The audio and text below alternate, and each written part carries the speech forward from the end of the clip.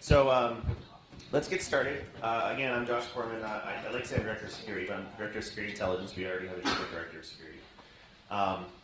This is the DevOps Distilled panel, and you heard a lot of things about DevOps today. You heard a lot of things about rugged, a lot of things about rugged DevOps, even on the comical lunch panel. So I want to assume that everyone here saw the entire track. That would be a bad assumption. I also don't want to assume that none of you saw any of it. That would also be a bad assumption. So we were going to do some framing, but we're probably going to cut past that and see what kind of secondary questions you have. Let me introduce the other panelists. Gene's going to have to sit all by himself. So again, if you want to live ridicule us on the Twitters, you can do it at those Twitter handles. This is Gene Kim, our keynote from this morning. Many things I could say about him, but one of them is the co-author of the DevOps Cookbook. James Wickett, who helped put together this fine show, made sure we had a DevOps track. It's his fault. And obviously launched Gauntlet today, which has a high affinity to this. He's been an early adopter of both rugged and DevOps, and rugged DevOps. And then, who just saw Nick's awesome talk? Okay, Nick Galbraith? Still here. Okay. I guess I should probably characterize some of these guys. So Gene's originally a security guy who found DevOps to be transformational. James, you're basically a developer with a really high affinity for security, is that correct?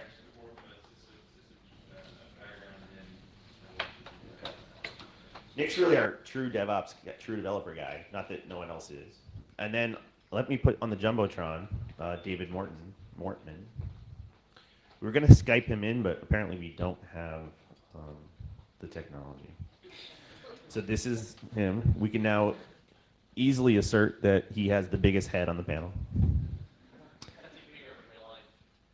And I don't know how to characterize David, but David's been a heavy personality in the security community, and before DevOps was cool, I think he was really strong on automation and things like Chef and Puppet, and in his day job. I guess I'll let you introduce yourself. Partly so we can test the audio. David? I'm a developer guy. You're a developer guy, okay. So each of these folks has been attracted to and passionate about DevOps. How many of you learned about DevOps for the first time today? Or at least can actually define it after today? Okay. How many people don't think you can define it yet? Because we could do that. We don't want to skip that. All right. The DevOps guy said. Okay. So let's just quickly do that framing. So Nick, could you please, with the mic, give us the best definition you can give of DevOps for people who didn't see your talk about it? You have the mic. Hey, as kind of a good quiz, I was just walking through everyone, like, what's your definition after today? See all the different diversity. So I could spoil it by giving my own, but. All right, I want to hear the first three volunteers will give us their best definition of DevOps. And we'll caveat it that you just learned about it today. No wrong answer. No judgment. Yes, you. Any way of breaking down the wall between development and ops? All right, I'll repeat that. Any way of breaking down the barrier, the wall between development and ops. Okay. Anyone else? Who's second? Come on. Yes, you. Getting the coders more involved in the release of production. All right, coders more involved in the release of production. Anyone else? One more. What about Chris Ang back there?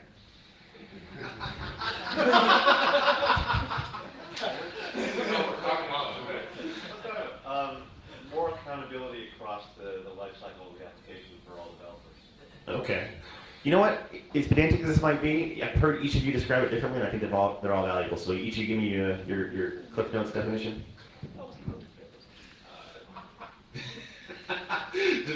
Basically, no division really between operations and development. It's really they're both service organizations for the business, and so as such, they need to sort of work together. Yeah, I'd say I like the way that Adam Jacobs at OpsCodes is. He's like, it's a cultural revolution for professionals, and I think that's fitting. And I think you should probably go a little bit further and say that we're in a new world and we have to operate in a new way. Yeah, I think it starts with two things, right? It starts with culture and values, but the goals really are fast flow to production, as measured by high deploy rates. But in my mind is also the reciprocal part, right? By doing that, you can actually get stable, reliable, resilient, secure production environments of code and the environments. And I think the way we get there is by as people were saying, spanning boundaries that are right now silos. So that's individuals and people, individuals and organizations. You can hold on to that. What about you, David?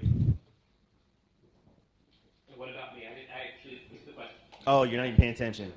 All right. So, DevOps in a nutshell. How will you explain it to a layperson? It's about a partner. It's about making the business a partner with an antagonistic relationship. All right, you're removing an antagonistic relationship. Okay. So we're having IT fail again. The novel. I mean, what really attracted me to it is neither group needed new skills per se. We had all the skills necessary. It was a matter of alignment, right? And instead of sub-optimizing for, the way I usually say it is, development is incented and bonus on making changes, and ops is incented and bonus on preventing changes to keep uptime. So they're moral enemies, and when you focus on business value, really good things happen. So let's shift to why would a DevOps purist, it's going to be you, Nick, would even entertain tolerating the very toxic, negative, cynical crowd known as the security community. So what's the attraction that pulls security into this?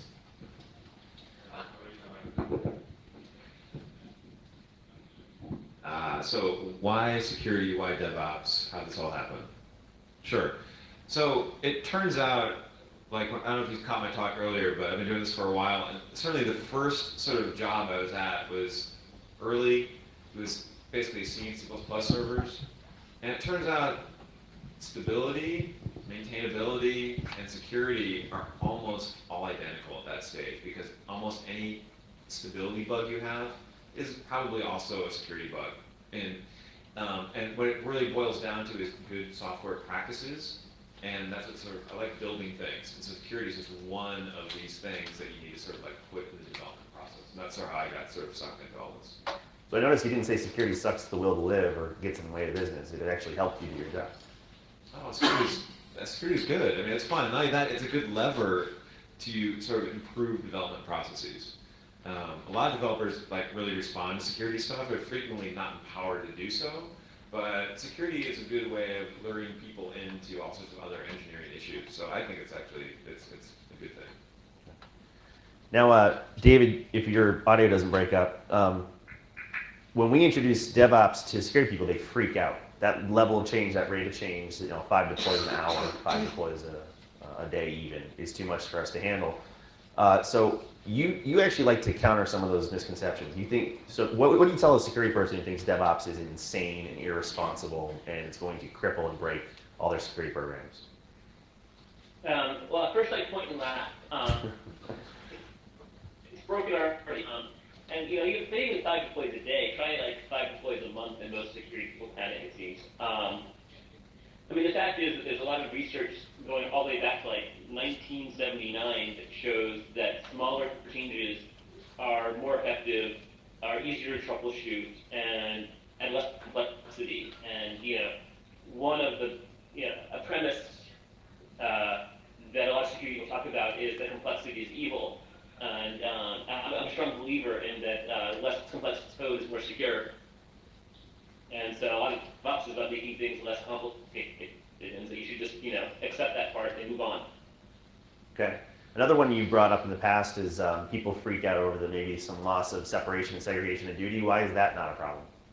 That's a great one. I think the thing to understand is, what is the goal of separation of duties when it comes to an information security context? And one of the big goals there is to prevent people from making unauthorized changes to systems, especially ones you don't understand, the ones you can't detect well. I mean, one is you're authorizing these users to do things, so that's not a problem. The other thing is that you're not really worried about, you don't have, in a DevOps environment, you don't necessarily, or have developers logging into production servers deploying code.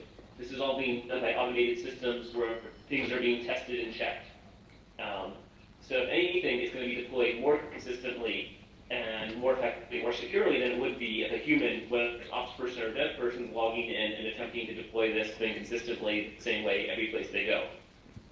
Yeah, and there's, I know one other thing we talked about in Brussels was if you look at most of the Verizon Business Data Breach Investigation Report or the reports you get from Mandiant, most of these breaches are due to really basic lapses, default passwords, people basically agreeing to do the checklist manifesto stuff. So how do you see this as an opportunity there?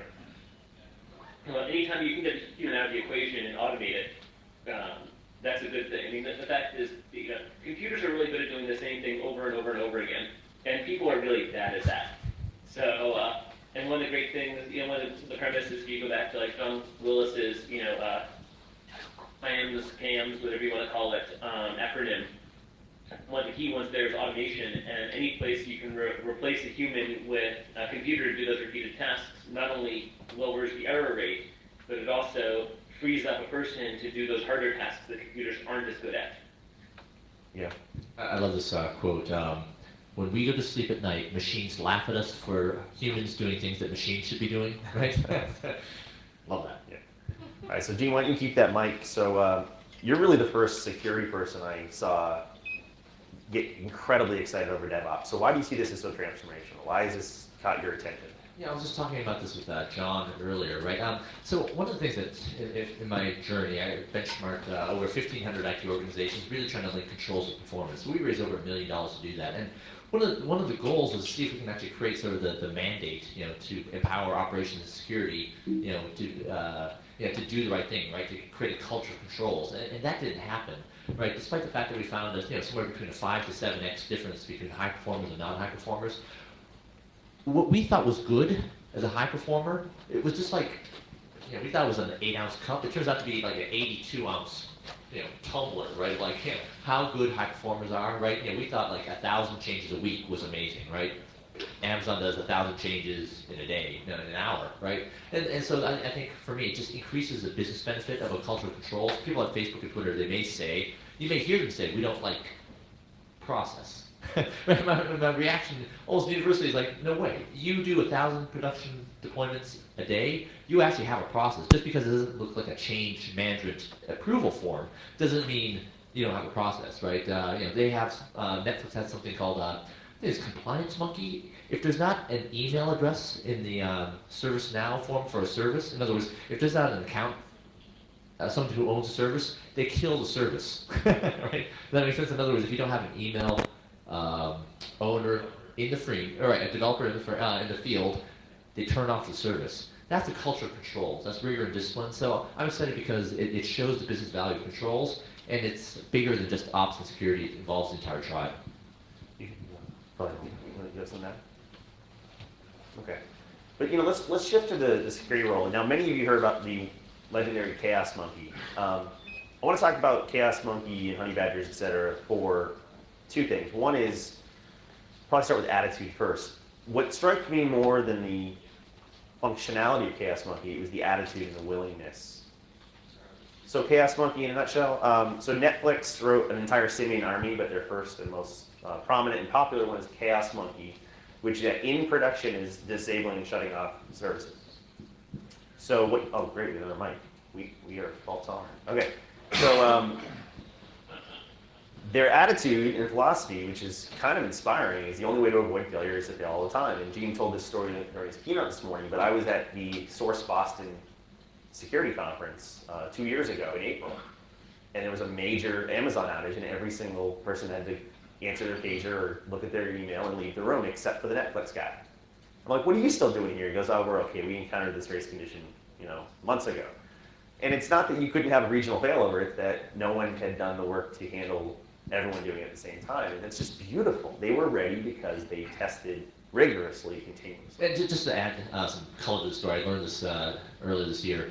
Apparently, the Netflix guys didn't even declare a Sev1 incident until 5 hours in, because their reaction was like, oh, Amazon will fix it. But 5 hours in, they finally said, okay, maybe we should at least declare an incident.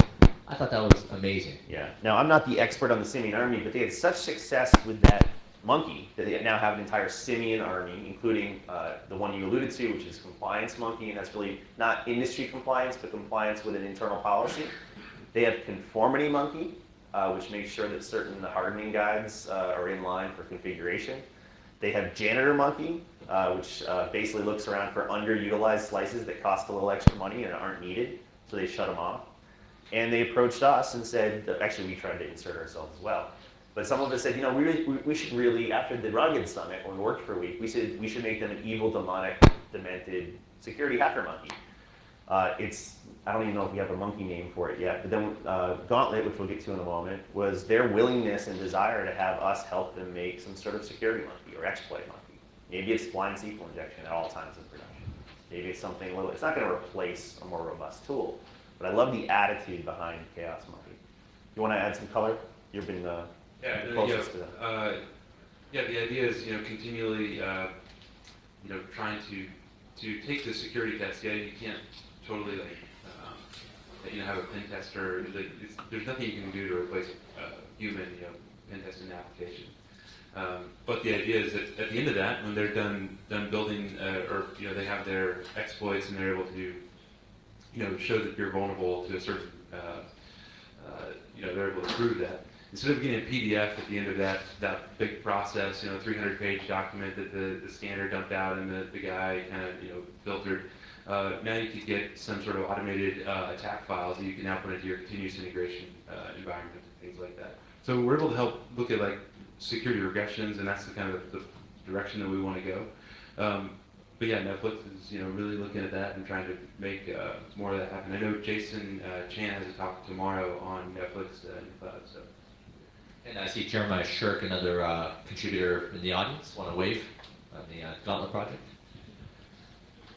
Now, we shouldn't equate Gauntlet with the security monkey for Netflix. Now, Netflix is in the process of open sourcing their Symbian army, is that correct? And that's not done yet. But one of our strategies, and this is maybe a bad strategy, but we said, look, a lot of these people who were trying to figure out should we copy DevOps, they're emulating Netflix. And we figured if they're going to copy the DevOps, let's Trojan horse some security into that. So we're trying to influence an influencer before the cement is dry. And I think it's an interesting strategy. It's not really technical. So if you're looking for levers, if you can't get a dev organization that you're working with now to allow you to put, Chaos Monkey in production, I mean, I think the other kind of values that it looks like that can get them there are, find the person who, runs the builds, right? I mean, at the very minimum, you need a culture where if someone breaks the build, right, then all work stops until, the builds are running again. There was a software company I was familiar with where we had a broken build system for 2 years. Right? I mean, that's you can't get to 10 deploys a day if you don't have automated build systems, right? So once you have a build system where if someone breaks build, you swarm it until you fix it. Now you can work on the next step, right? Integrating automated testing, right? And once you're there, right, now we can talk about continuous deployment. Once you're there, I think now you have an organization that's very receptive towards a Chaos Monkey-like philosophy. Do you think the continuous deploy or continuous build, when you say that, do you think that comes before like a configuration management thing like Chef and Puppet, or is it just maybe kind of depends on your circumstance? But for somebody that doesn't have any DevOps, how would you start, kind of going down that path? Gosh, you're such a smart guy, James. What do you think? I know. I asked you first. I think if we're talking about sort of attacking the problem in two ways, right? The dev to ops problem and the ops to dev problem. I think from just a values and cultural perspective from dev, you really do want to work towards continuous deployment. John Allspot at Etsy has corrected me numerous times. You don't have to be an agile shop to do 10 deploys a day, but you absolutely must have continuous deployment, right? That means that you're running tests all the time. You can deploy at any time at will. And then, I think once you have that, the automated deployment, you need to build all the environments at the same time. I think that's the fastest route to get there. The two things together, now you have 10 deploys a day. So you mentioned the word leverage, and I wanted to bring this up. I wasn't able to bring this up during my talk, but how many people are actually in sort of like the development organization building product, or how many people are just purely in security? Purely security, yeah. I think most people are. So let me tell you a little secret about developers. All good ones have secret side projects. Every one of them. You do side project? Oh yeah, you do Kokomo. And all the good developers I know have side projects. Every one of them does. You're not supposed to say that. Yeah. You broke We're the talking code. about breaking silos. So security people, if you're Stop not the tape. if you're not like an expert programmer pay because there's a whole cognitive surplus waiting for you to leverage in the development organization. So really, I'd really recommend reaching out and like, hey, I'm having trouble, like, figuring out what's a good way to detect, SQL injection. It's like, oh, what's all that? Next thing you know, they're building stuff for you. Sound familiar, Zane? Yeah.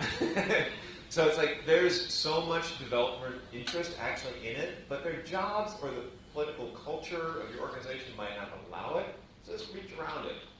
Oh, wow. I can hear the tweets exploding now, right? That almost sounded planned. Almost sounded planned. No, that's just my retardation in action. Seriously, like talk to developers, whatever problem you're having, tell them and get them to do it for you. And next thing you know, you're going to build an organization around it. Nick, I'm looking at Twitter. Apparently, you have to be funnier than that to be tweeted. Oh. When I've been working on DevOps for several years now. I don't know when was that 2010 or maybe a little earlier, but we were working at National Instruments and we were working on some cloud products. And it was a lot like that. We had dev operations kind of sitting together, and we'd have discussions, and then not only do the good developers have side projects, they have like good side projects inside your organization, solving problems. And like I see Karthik back there, but he had like random code running on his under a box underneath his desk that over time everybody's like, yeah, that's really cool. We really need that, and we start like sharing that out to everybody, and they had like cool dashboards and views and things like that. But they weren't stuff that were like top down, but it was just stuff that we started building from the ground up. So. I want to pivot a little bit because I'm seeing some of the same faces I saw in the hallway this morning. A lot of that question, if you're at the lunch speed debates of, isn't DevOps too expensive? Or, we're a waterfall shop, or we're pseudo-agile, so we can't do this. Perhaps that's our fault for the way we talk about it, but I don't think you need to be a DevOps shop with a DevOps flag to start donning the spirit and attitude of a chaos monkey or starting linking incentives and cross-pollinating. So what do you think, how do we break down that barrier that you don't have to actually have a lot of money? In fact, I think the question was kind of ludicrous. I think that it's more of an instance where usually the big companies are the ones that I would say would have a hard time doing DevOps. And usually DevOps in the enterprise usually means you take a greenfield team and throw them off to the side and say, hey everybody, we're gonna do something cool over here. Seems like DevOps works really, really great in a small organization.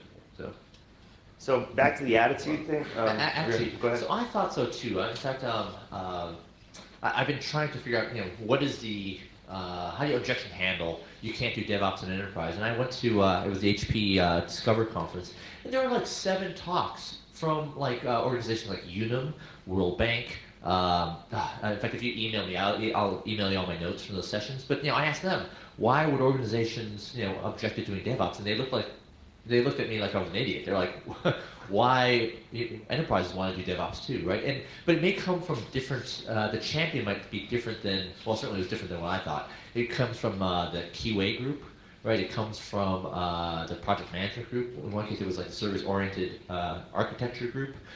So, they're driving these type of projects, even in the largest enterprises. And that's an open offer. I can send notes of all the tweets I made at that conference as well as this conference as well. Yeah, I really don't think you have to have a major top-down approval to do this. I think what happened with a lot of these guys is it happened organically and naturally, and when you started actually showing business value, you were doing more with less, you were more competitive than your competitors. I mean, those things tend to get a snowball effect and they're positive. Now, the thing to remember is that DevOps is so much more than continuous deployment and configuration management. Say more? Amen. I mean, the thing is that, it goes back to John Willis' stuff. It's culture, automation, measurement, and sharing. The automation is, from a technology perspective, is really cool. It's awesome, and it's really easy to talk about. But it tends to, I think, overarch in a bad way the fact that this is really about having remember, DevOps is a philosophy. It's not a framework. It's a way of approaching the problem, which is solve the problem first. Automation is a useful way of doing it, but you have to measure, you have to understand what's going on. Because if you're not measuring, then how do you know what to fix? And it's about sharing information back and forth to get things done. it's really the 4-hour work week of the software world. So I'm going to stay with you for a second because a lot of people think a major DevOps transformation will be very hard. I think you've been doing DevOps before you called it DevOps. You tend to be a big fan of automating security stuff. So what's a really tangible first project that you did to prove the value? Are you just a tyrant and did what you wanted to do? Yeah. Well, I mean, the thing is, whatever you call it, long before, the idea of having development operations work together is obviously not new to DevOps. But, even as something as basic as if you're managing an in-house product, product you're developing in-house, get development as third-tier support. So they understand, they feel the pain when something's broken, or, when something's broken, you're not sitting there spending hours trying to solve it, but when you know who wrote the code, and then they can tell you in 5 minutes where the issue is. They can do the troubleshooting. It's about working together and, breaking down the fences of those walls between organizations to get shit done. Ooh, I have to bleep you. You can bleep me as much as you want. But, the fact is that DevOps is not getting shit done. All right. So Wicket, you also made no excuses, you made progress. I had a slide in my talk earlier about you can make excuses or you can make progress. You just seem to confidently act in that direction. So for people who missed your Gauntlet talk, Gauntlet was an idea, now it's the deployed tool. How can these people find it and use it? And I'm not giving you a sales pitch opportunity here, but Well, I'm glad you asked because it's really easy. We're actually doing some office hours tonight at 10 o'clock at the bar. If you want to come talk Gauntlet, Jeremiah's buying everybody drinks. Yeah. I don't think that's the case, but we'd be happy to talk to you about how to get that implemented. The question is more like, how do you start from nothing and then start trying to implement stuff and trying to put things, and I think Gene, you had a talk where you were talking about no more platitudes, and we often have all these grand schemes and philosophies that we talk about, and then it's but show me the code, how do we fix this thing that's in a meaningful way, or how do we start making movement in the right direction? And I think that kind of changes it. And when you have your dev and your ops team all collaborating together, in the same source control and working together to push things out, that actually makes a difference. Because we can blame the developers a lot, but operations people are just as much to blame because they've fallen far away from from the cycle, and they're I don't even know how to get into SVN or GitHub or whatever, and they're such a departure from the code because they're so worried about putting out all the fires, and I think we've talked about it, and there's been those things earlier talking about the walls of confusion, but it's actually really natural because you have 100 or 200 developers to 5 to 10 operations to one security or half the security or that security intern or something, and you're gonna have it's just gonna get worse and worse as you go, and there's gonna be they're not gonna be operating at the right levels. What's the right ratio? Maybe devs 2 to 1 ops or 3 to 1 ops, but it depends on what you're doing. But a sane work ratio is the first start, I think, for a good DevOps program. Now, I'm probably going to wrap this up so we can take your questions. We have almost a little over 15 minutes, probably 15 minutes left for the allotted time. So please think of your questions right now. But one of the things Gene Kim and I did at the Rugged Summit was we argued, and we didn't win the argument, but we tried to say, let's spend the entire week exclusively looking how to take advantage of this window of opportunity with DevOps. So let's not try to solve for legacy apps and previously deployed apps and existing entrenched products. And rational people can debate if that's the right approach or not. We're not saying give up, but we felt perhaps there was a better asymmetric yield if we doubled down on this. And so I want to ask each of you, what's the best potential way to capitalize on the existing body of work with OWASP, VSIM, OSAM, Rugged? What's the best way? Is it for us to introduce DevOps to our peers so we can be the one who brought it to the business? What are your thoughts? I'll go with you first, David, I guess, since you're on the Skype. What's the hook, the best hook for security, I guess? Just do it. Don't talk about it, do it. Just do it? Just do it. Very profound. Maybe some more specific examples is, so let's just say you're a damaged organization. Dev and ops not working together, you're the security guy, what can you start doing? I don't know, is there a WordPress on your site? Sure it is. Okay, start automating all the tests you would do. that's actually really good because it sort of gives you DevOps, but not necessarily needing buy-in with all the different organizations. You can just start launching it and automating poking holes, at your infrastructure. So again, it's just sort of like just getting it going is really the first thing. Be careful, if it goes off really well, you might be managing the ops group, so that's a whole different problem, but that's a good one to have. Okay. Yeah,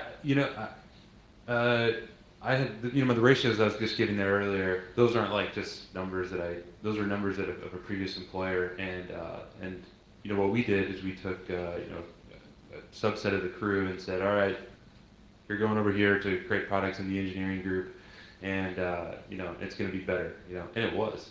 And so maybe that's part of it. So. Gene? Yeah, I don't know what comes in the middle, right? But I mean, I think it begins by, I totally agree with Nick when he said information security practitioners are in a unique position, right? Because we see the end-to-end flow. We see all the harebrained sort of decisions that lead to bad outcomes. So I mean, I think the first thing is, to be able to say to other people in the organization, I totally see what's happening, right? And be able to predict the future, right? If we keep doing this, we're gonna have more and more technical debt. Release is gonna slow down. Now we're arguing about what features can go into the product 5 years from now, right? And that makes no one happy, right? And I think, however we attack it, right? And I think kind of some of the patterns that we're distilling for the book, right, are, the various ways that you can actually, iteratively implement DevOps type patterns. But I mean, in the end, right, the reaction should be, thank you. Thank you so much for pointing this out. Thank you so much for helping me see something that I didn't see before. Thank you so much for getting these people to work together, in a way that they never did before. I mean, so, I think it'll be different for everyone, but I mean, Nick, reminded me again, so the problems that he's dealing with in his new company was like Etsy a couple years ago. And, they look like deployment failures, they look like operational problems, but they're DevOps style problems, right? By the way, one of the best videos I've seen on this was given by a gentleman named Michael Rembetzi on, he called it Continuous Delivery of Culture. And it was just basically the entire story, like from 2007 to 2012 on their journey. And it was literally one of the top 5 presentations I've seen in terms of, here's our problems, here's what we did about it, here's what worked, here's what didn't work, repeat 5 times. I mean, I thought it was just fantastic, and I'll find that link and I'll tweet it out later today. But I mean, I think that will resonate with an ops person, a security person, and a dev person. And to solve any big complex problem, the first thing we need is empathy, right? And that we genuinely understand this problem. I think this video could actually help in that. I mean, I didn't really explain the honey badger, but I think upon reflection, at the time I didn't think it was that big a deal, but upon reflection, one of my favorite parts of the Rugged Handbook implementation guide, and they're incomplete, but it was that notion of a story. So whether you have a DevOps established yet or not, creating your security story touches the CIO, the architect, the developer, the QA, security. That might be a chance for one of you to take a leadership slot and say, for this particular use case or for this particular new project, let's gather that story of what would actually drive business value. So it may be a poor man's version of having your first DevOps-like conversation. I'm going to open the floor in a second. I want to follow up with both Gene and Josh here. But do you think InfoSec can really be the bringer of DevOps to the organization? Because haven't they already just been kind of irrelevant right now? Are you trying to cause a debate? I'm just asking, because I mean, I think that I just don't think that that's like I don't know. I don't think that's the angle that where it can be injected. Because the ratios have been skewed, the InfoSec people are just like, auditors that come around once a year. I don't know. I mean, it depends on the organization, but I just don't know if they have the street cred inside the organization to pull off something like this. And so, what do you do in that kind of situation? What are you, afraid? just call it like it is, maybe. My quick answer is it's a great question, and I'm not saying this is the path forward, but I don't want to. What I often see with security people is we wait for the business to do something first. And there was as a tiny aside, Harvard Business School had a blog on the next gen CIO, not a CISO, CIO. And there were 4 hats a CIO was going to have to wear, and most CIOs were good at one of those 4 hats. So everyone was saying, oh great, this is going to further make us marginalized. And they were all belly aching on Twitter. So I said, here's what you're all going to do. You're going to take your CIO to lunch, if you're a CISO, and you're going to print this thing out, and you're going to say, hey, I read this great article, and I noticed we butt heads on a lot of projects, but if you look at these different roles, we might actually be natural allies on these 2. Maybe your business intelligence project to do data classification can help my data security project. And a couple people took me up on it, and it was the best meeting they had with their business leader. So, I'm that eternal optimist. I'm not saying you that should is do that is that. breaking down the walls. So It is a boundary spanning Yeah. device. So Yeah. I'm not saying it's the best path, but I think if you want to be passive and wait, you can be prepared for DevOps. If you want to try something, experiment, try that security story that we outlined. I guess we'll get out here. But yeah, I mean, to your point, I would also say like, being able to have testing. We may not have the data on that particular piece, but if we could say like automated testing, is it better or worse? I mean, just anecdotally, you'd be able to say, yes, that would be good, or with we don't want to just. It's bad to kind of shoehorn DevOps into continuous deploy. And when you go to the DevOps conferences or stuff like that, everybody there's like config management, and everybody's like chef and puppet, and so it's funny, like everybody kind of internalizes DevOps a little bit differently, and that's okay. But you want to be thinking about how you can work on some security testing that's able to cross those gaps and those chasms with the other people in the organization. And I think that's useful, and I think that'll definitely help something. Yeah, just to resonate with Nick and James. I mean, again, the ideal response is, you want to do something with development, and the ideal response is, thank you. That was really great, right? Because, what you really want is shared goals, right? And, be able to bring capabilities and expertise to bear, right? In a way that doesn't result in like, oh, go pound sand, right? It's like, oh man, that was really awesome. What else can we do together, right? And I think that's what really creates the notion of a tribe larger than just InfoSec and Dev, right? Or InfoSec, Dev, and Ops. That's really a team that's trying to, solve the greater goals. And I think, that's an incredible journey. So, Mortman, unless you're muted, do you have any departing guidance? Don't get caught up in automation, and don't forget the reach around. All right. On that note, I just want to say, it's amazing how many new followers I've picked up in the last 30 minutes. Don't forget that too much. Yeah. I mean, my attitude on this is I think DevOps is going to be picked up by more people, or at least the tenants. So security people have a choice. They can fear it or they can embrace it. And hugs are better than fear. So, reach arounds and whatnot.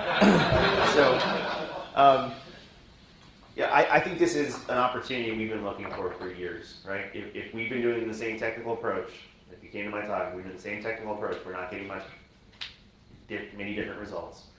We're not going to get many at-bats like this, so run at this, dive in, learn it, love it, and figure out how to conform our trade craft and our art to actually drive the business value we've been wanting to. So with that, I will thank you for your time, and that's it. All right.